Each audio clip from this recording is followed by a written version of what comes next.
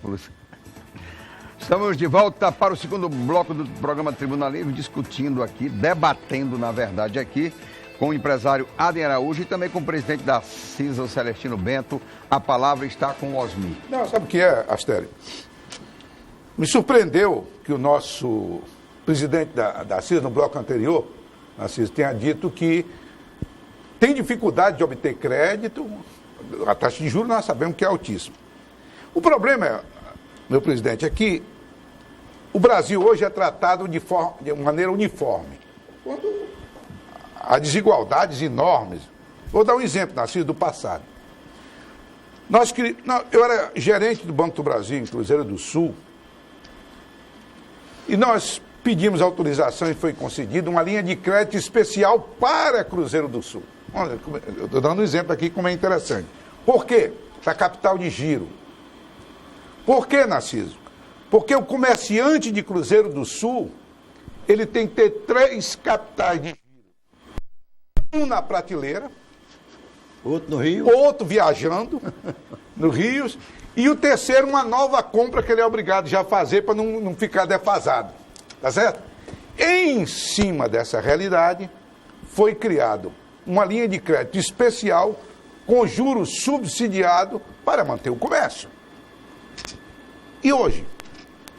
Pois é. A dificuldade continua, né? Não tenho dúvida. O Cruzeiro do Sul sofre muito com isso. Esse capital de giro da prateleira tem que ser alto. Aí o Cruzeiro do Sul deve ter, no mínimo, aí uns 90 a 120 dias de estoque para conseguir manter aquele município. Capital de giro hoje no país. Tem capital de giro disponível? Tem. Basa tem, Banco do Brasil tem, Caixa tem. O problema está em acessar esse capital de giro. Muito difícil. A morosidade acaba atrapalhando. Principalmente esses bancos públicos. Acaba atrapalhando. Eu até questionei o presidente Marivaldo. Por que não faz alguma coisa de gratificação, para fomentar essa economia?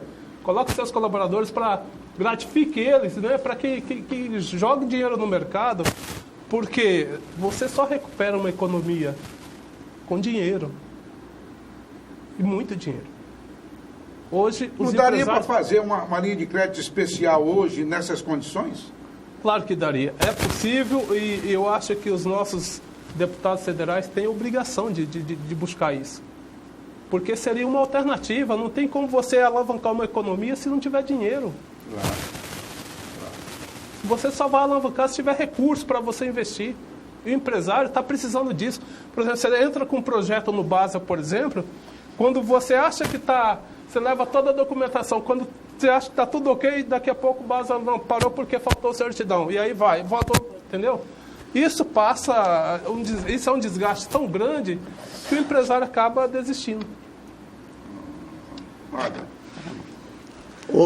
Deixa ele ainda opinar sobre essa questão de juros embora tenha, como o Celestino falou, tenha realmente várias linhas de crédito para capital de giro, a dificuldade que tem de acessar, o juro ainda não é o suficiente. Nós temos hoje a margem de lucro das empresas reduziu-se muito. Se vocês analisarem, eu acho que vocês viram no noticiário que nos 2 últimos meses o Acre ficou com a menor cesta básica do país. O que justifica isso? Nada. É uma briga desenfreada de preços que acaba... E o Araújo tem uma influência muito grande em relação a isso, né? Porque tem uma participação boa no mercado e pratica um preço justo. Não fazendo uma propaganda, né, Narciso? Pode fazer. Então... acaba que a nossa cesta básica, sem justificativa nenhuma, é a mais barata do país. Nós não produzimos quase nada, quase todos os produtos que a compõem vêm de fora. Feijão, leite, tudo. Considerando que temos o ICMS para pagar ainda, e são produtos que dizem assim, não, mas é porque aqui tem incentivo para a Zona Franca, né? De forma alguma, são produtos que não têm IPI, a maioria. Então não tem isenção nenhuma. Então, o preço, isso influencia diretamente na margem de lucro das empresas, negócio dele, de pneus, ao nosso negócio, que é de alimentos. E isso mantém as empresas sempre muito sensíveis a qualquer instabilidade, porque nunca tem um suporte financeiro. Adem, para evitar desigualdades regionais, nós, durante a Constituinte, nós aprovamos os fundos constitucionais. É isso, os fundos constitucionais, inclusive eu sou um dos coautores. Para quê? Para possibilitar que as regiões menos desenvolvidas do Brasil tivessem recursos mais baratos do que outras regiões. E aqui foi chamado o FNO. Ainda existe, sim. FNO. E esse FNO não é um recurso mais barato, não? Muito mais barato. Ele, pelo menos uns 30% mais barato do que as linhas de créditos normais, que são gerenciadas pelo BNDES, né, federais. E o FNO realmente tem um incentivo. Ada, o problema de banco no Brasil é porque o banqueiro no Brasil, a lógica do banqueiro no Brasil é oferecer dinheiro emprestado para quem não está precisando. E para quem precisa, criar dificuldade. Rockefeller já dizia há 100 anos, nos Estados Unidos, que o banqueiro só empresta o guarda-chuva quando está no sol, né? quando está fazendo sol. Quando mais chover, ele toma o guarda-chuva do cara. Ou seja, então, quando o cara não está precisando. Ou em outras palavras, se você precisa provar que não precisa daquele dinheiro. Não, porque você tem dinheiro para pagar aquele dinheiro. Não. Então, o que é que acontece é o seguinte. Quando a gente fala de juros subsidiados do FNO, do FNE, que tem lá no Nordeste, isso também é uma forma uma forma cínica. Os bilhões do BNDES, os bilhões do BNDES, Para JBS.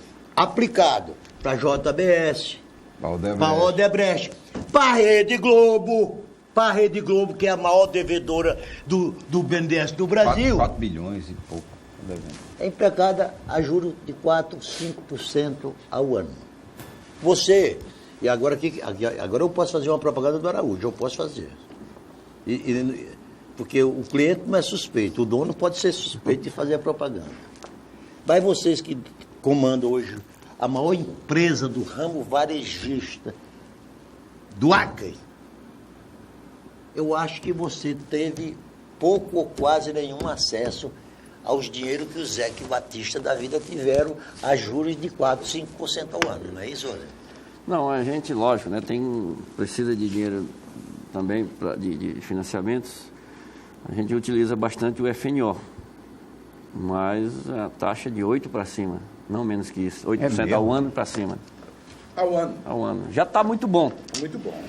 Em relação às outras linhas, né, que existem disponíveis. Mas hoje, se não me falha a memória, está entre 11% e 12% a taxa de juros atualmente, se não me falha a memória. Mas ainda é bom. Os Ainda é caras bom, mas estão nós lá aplicando atrás 10% aqui, ao mês. voltando aqui a fita aqui atrás, nós falamos, a margem de lucro das empresas é muito baixa. Então, se você precisa se endividar muito com o banco, você acaba comprometendo a saúde financeira da empresa. É verdade. Porque Está 0,88 ao mês. a gente vai dar uns Quanto? 10 alguma coisa, né? 0,88. Acumulado vai dar uns 10 alguma coisa. quase né? 10, Quase 11. Não, talvez 11. É isso. É aquela vinda do Marivaldo aqui, superintendente do BASA, eu me recordo, Osmir, quando ele disse que o Acre e o Amapá é que lideram os financiamentos da FNO, né? Que o Acre... Você vê como eles conseguem botar muito pouco dinheiro no mercado, né? Pra você ver. Acre e Amapá, né? Tem Rondônia, Nós tem falamos na Amazonas, questão do tem Araújo, Pará. lá, que realmente nós somos clientes, mas eu também sou cliente do Rio Branco Pneus e do Bento Pneus, aqui do nosso amigo presidente. Ah, é? Esse dia eu comprei um pneu para um ônibus lá também. Eu posso né? até... E Para um pratica ônibus um aí. bom preço. Não sei se o teu lucro é muito bom. Né? Não existe margem de lucro boa hoje, mas não. É aquilo que o Ado falou, 3, quando chegar a 5, você pode soltar rojão. Mas, Osmir, É deixa eu só... 5%, né? Osmir, deixa eu fazer aqui uma pergunta aqui pro Ada e pro Evangelho. Mas se você insistentemente... Eu quero chegar na reforma também. Não, mas ele insistentemente está pedindo autorização, está concedido. Escuta aqui, o Ade. Dos segmentos, dos diversos segmentos, uns são mais afetados, outros são menos afetados por a crise. Logicamente, eu acho que as lojas que vendem artigo de luxo, essas começam primeiro, aí vem aquelas O último segmento afetado É o alimento, né? é o de alimentos, é o seu.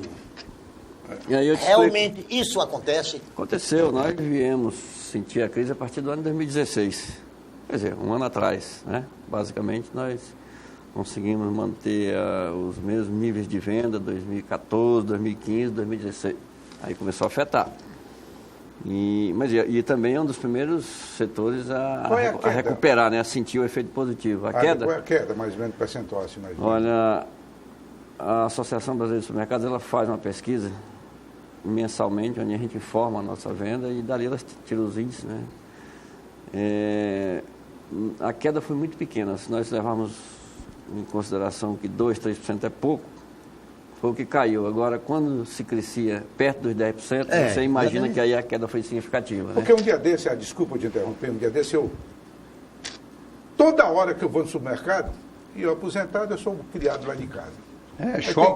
Shopping da terceira idade é um supermercado. Meu filho me disse. Falou para isso. Fluxo de gente enorme. Aí eu comigo mesmo, isso deve ser o raciocínio do povo comum, que é o mesmo meu.